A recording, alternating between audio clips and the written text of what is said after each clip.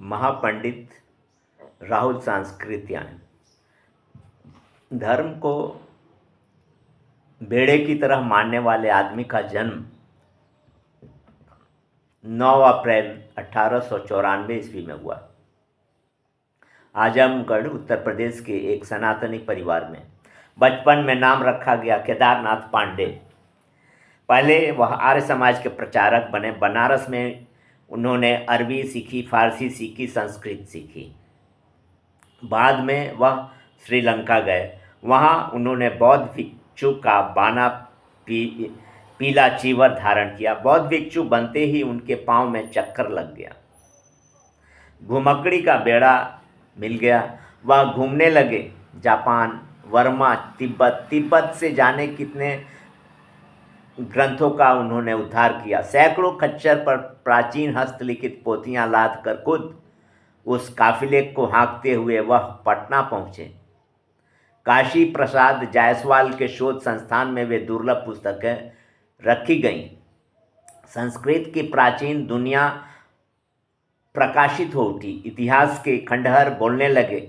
न्याय, दर्शन और धर्म की प्राचीन ज्ञानगंगा प्रवाहित हो उठी। वह घुमक्कड़ हैं, महान घुमक्कड़, जो अपने देश के साथ पड़ोसी देशों के प्राचीन सांस्कृतिक इतिहास को मुखर कर देती है। देश में स्वाधीनता की लड़ाई चल रही थी। बुद्धिजीवियों का संगठन बन रहा था और जनता की आत्मा फौलाद हो रही थी। अंग्रेज प्रभुओं से निहत्थी जनता टकरा रही थी अपनी आज़ादी के लिए। इसी समय इस घुमक्कड़ से पीला चीवर छूटने लगा। धर्म का बेड़ा छूट गया, कर्म का बेड़ा मिल गया। कलम के सिपाही राहुल का व्युदय हुआ। राहुल कम्युनिस्ट पार्टी के सक्रिय जनक बने। राहुल के पास आग उगलने वाली कलम थी, ललकारने वाली जीभ थी और किसानों का मोर्चा तैयार करने वाली संगठन शक्ति। बस अंग्रेज प्रभुओं की नज़र में वह सभी तरह जेल जाने के योग्य थे। वह देवली जेल गए। उन्होंने दर्शन दिग्दर्शन लिखा। जेल से जब वह छूटे तो 2 वर्षों के लिए रूस गए। वहाँ भारतीय संस्कृति के संबंध में व्याख्यान देते रहे। राहुल जी ने क्या नहीं लिखा! उपन्यास, कहानियाँ, नाटक, आलोचना, इतिहास, दर्शन, राजनीति, सब कुछ। ग्राम गीत तक लिखे। राहुल जी दुनिया की प्रायः सभी भाषाएं जानते थे। रूसी, चीनी, तिब्बती, सिंहली, नेपाली, बर्मी, पंजाबी, बंगला, उड़िया, गुजराती, असमिया, जाने कितनी भाषाएं। राहुल जी का मस्तिष्क आधुनिक भारतीय मेधा की तिजोरी है।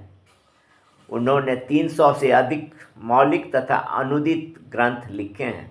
मध्य एशिया का इतिहास नामक उनकी पुस्तक से पूरे एशिया के इतिहास पर नया प्रकाश पड़ा है। इस पर राहुल जी को साहित्य अकादमी से 5000 का पुरस्कार भी मिला।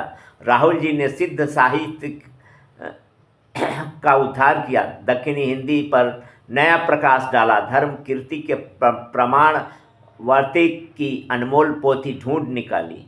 राहुल जी की लंबी और अस्थायी साहित्य सेवा का हम सम्मान करते हैं। केवल हम ही नहीं, देश विदेश के सभी विद्वान उनकी अमूल्य सेवा से उपकृत हैं।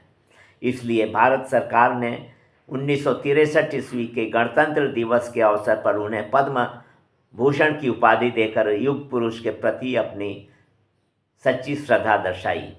किंतु आज जबकि हिंदी की सेवा के लिए उनकी नितांत आवश्यकता थी, वे हमारे बीच अब नहीं हैं। पद्म विभूषण की उपाधि प्राप्त होते ही वे स्वर्ग विभूषण हो गए। पिछले वर्ष